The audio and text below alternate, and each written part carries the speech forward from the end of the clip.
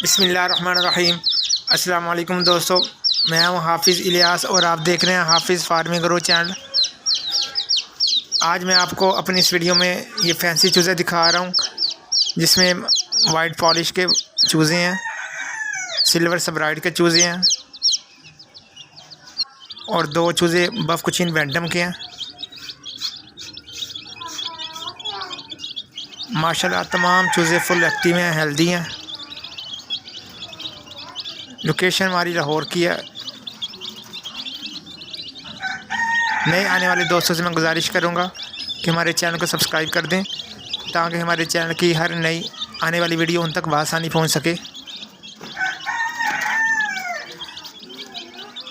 जो सिल्वर स्प्राइड के चूज़ों की एज है वो 1.5 माह है। बाकी वीडियो में आप देख सकते हैं माशाल्लाह फुल एक्टिव है।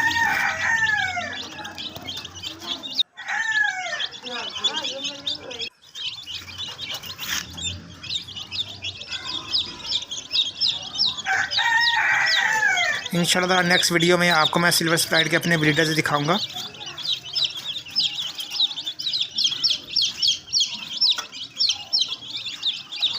दोस्तों, अगर आपको आज की मेरी ये वीडियो अच्छी लगी तो इसे लाइक कर दें। जज़ाकल्लाह, अल्लाह हाफ़िज़।